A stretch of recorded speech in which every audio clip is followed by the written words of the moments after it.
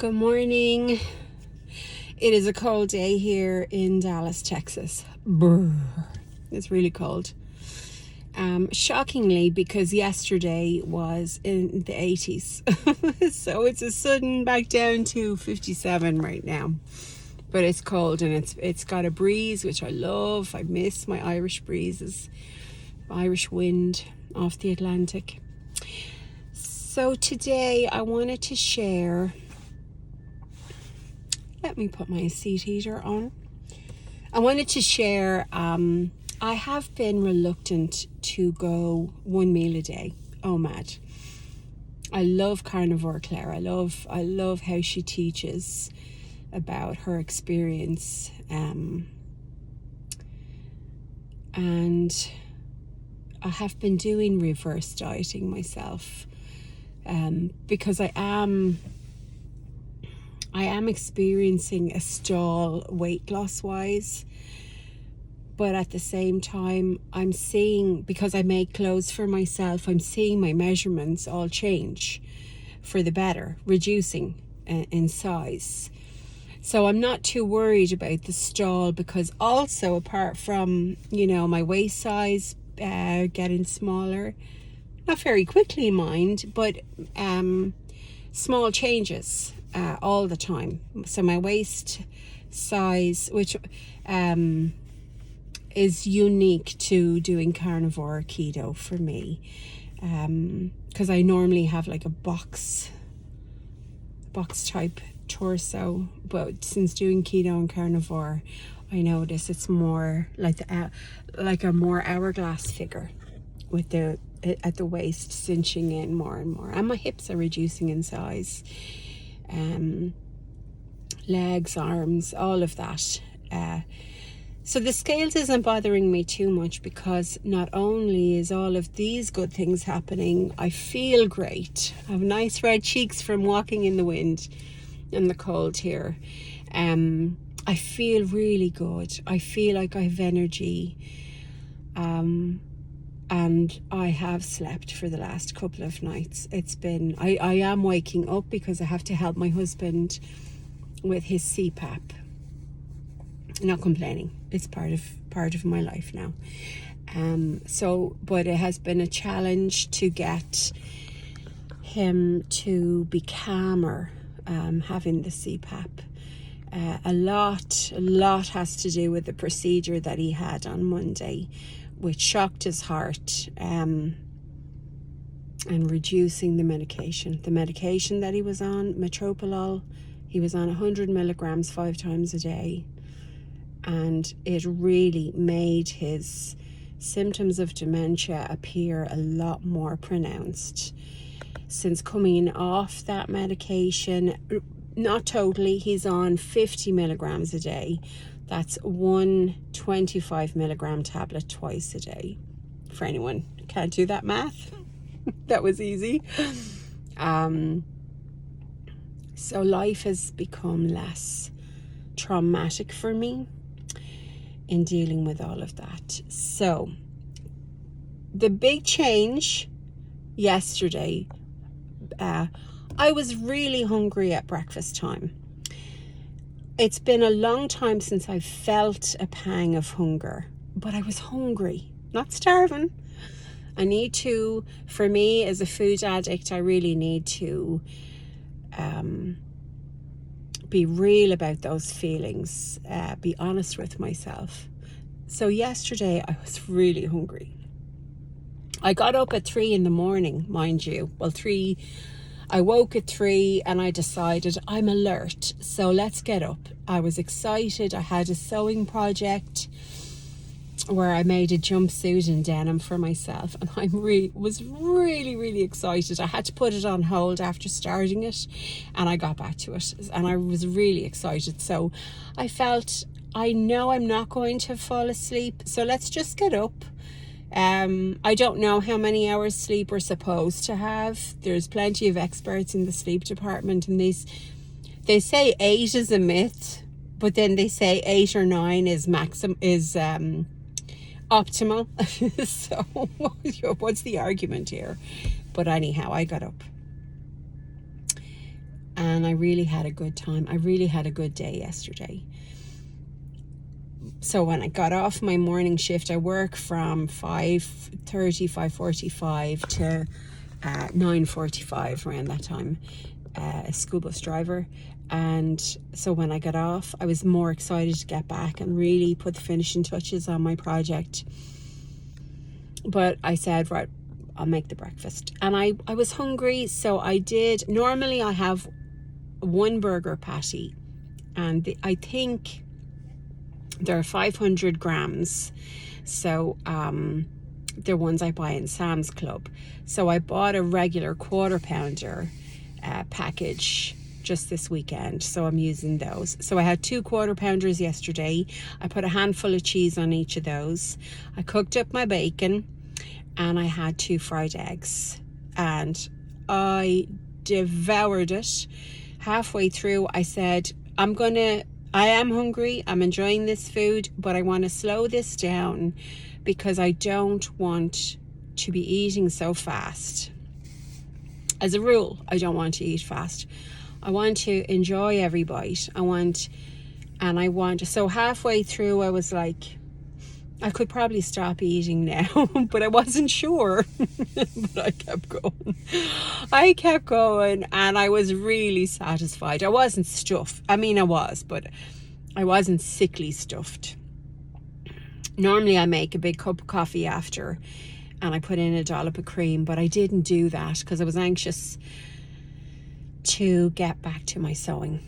And so I had that, and I thought, because I had been up so early, I thought a nap would be appropriate, but I didn't take one, and I'll push through. It's not that I pushed through. I enjoyed every moment of my sewing. Then I went back, wearing my jumpsuit, back to work and did my shift. After work, I picked up groceries, and I had ordered in the groceries some ribeyes, which I thought I would cook, but I really checked in with my stomach, and I wasn't hungry at all. So I said, no, we're not going to have that. When I got home, my husband seemed very irritated. I don't know why. And he was in quite a mood. So he hadn't finished his breakfast of the same as what I had had, and I gave it to him. I gave him his leftovers, and I thought, I'm really tired now. I'm really exhausted. It was 7:30, and so I just prepared, set up my coffee for in the morning, and I went to bed. And I think I was asleep by 8 o'clock. I managed to fix the CPAP for him and get things organized for him. So I woke up at 10:30 and I adjusted his mask for him, and then I woke again. I used the restroom because I had drank a lot of water. I used the restroom, went back to bed, and then I fixed his mask. I didn't look at the time when I woke for him, because I'm trying not to do that, to check the time. So I adjusted his mask. Actually, I took it off because I reckoned I was doing math in my head, trying to base on how much sleep I had. And I figured he'd done enough time on the CPAP. You're supposed to do 4 hours, 21 nights out of the month. And so I figured he'd had enough. So woke up this morning, and I was afraid when I went to bed. I was just too exhausted to make myself the ribeye, so I was like, get them away. Just put all the groceries away and go to bed, you tired soul. So when I got up in the morning, I was like, if I feel I'm hungry, I am going to eat something, because being a food addict, I don't want to be in a situation where I will grab the first thing for the preservation of a soul. It's ridiculous. I fear this in my head. It's a real thing. I fear it in my head that I'm going to starve. So I wasn't hungry. And I brought my coffee to work with me. I try I try to leave a good gap of time. I'm trying to stretch that gap out of time from when I wake up to 90 minutes before I'll drink coffee, and I try to drink water in between now. It's a new thing. And I'll talk about that later, a later video. But so I wasn't hungry, went off. I'm saying to myself all morning, I don't even feel a little bit hungry. Not a little bit hungry. Even now, even though I feel my stomach is nice and flat, I've had coffee. I do put butter in my coffee. Because fat doesn't break your fast. If you want to come at me, come on. I don't care. That's what I'm doing. Judge me all you like if that's something you like to do. But I don't care. You're not going to upset me. Worse things have happened to me. But I'm doing this video because I really want to journal this, and I want to help other people. Maybe I know a lot of people are afraid of the 1 meal a day. I know it's not just me. I'm not unique in that department. But today I feel fantastic. I feel like I could go for a really long walk in the woods. That would be really nice. I'm not going to do that. I am doing the gym today. But I will go home now and get things started.